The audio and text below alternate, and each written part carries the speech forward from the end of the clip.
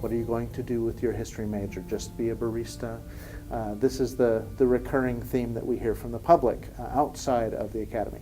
There's always a concern that if you're pursuing a passion like history, for instance, can you make a living at it? That's one of the most common questions that always comes up. When I think about why do you go to college at all, presumably you go to college not to make money or not to party for 4 years or anything like that. Presumably you go because you're interested in becoming a complete and full human being. You want to mature as a person, to understand the world and with a richness and depth that you didn't have before. Reading beyond just the fulfillment of being a more caring and empathetic individual, and kind of having your eyes opened to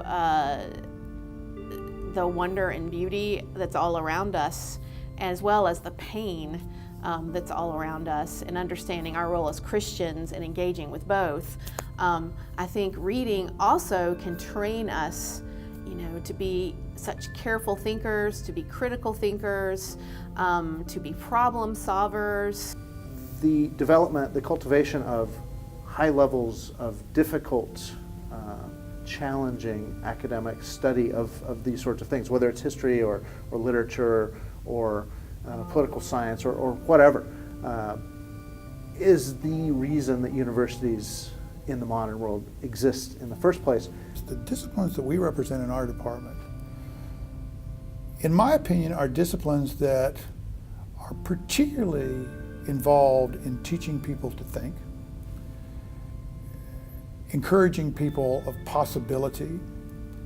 I think that's what we're called to do. I think that's part of the mission of the university. But more importantly, I think that is the mandate of Christ, and that is to change the world. The Christian understanding of vocation is not just, getting a job and getting a paycheck. It is about how we do the work of God, and the transformation of culture and the transformation of hearts, which that happens through oftentimes their engagement with the culture. We need leaders.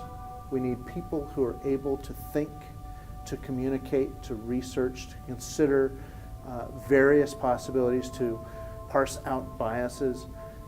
And many people lacking a liberal arts background cannot do those things very effectively and are having to figure it out on their own, and they're just not as good at it. Whereas people in any of our major disciplines in this department are naturally excellent at that, because those are the things that we do. The ability to read and to think critically and to express yourself in writing and to ask important big questions and make interpretations. Those are things that any employer, any trade, any profession are going to find incredibly valuable, certainly.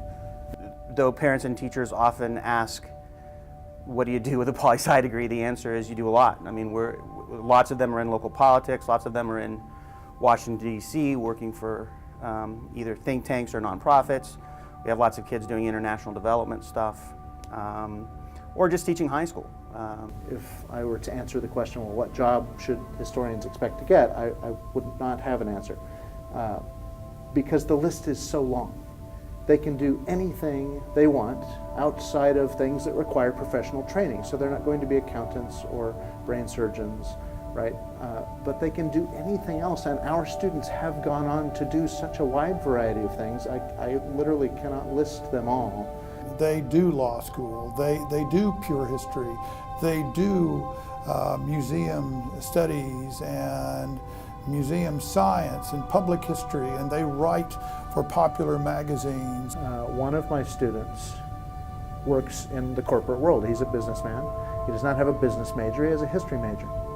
And he reported to me, he has reported to me several times, that what I told them in that meeting about what are you going to do with your future as a history major, where I talked a lot about these merits of what the major does to prepare you for working in any sort of field. He said, well, it's all true. I wasn't sure I believed you.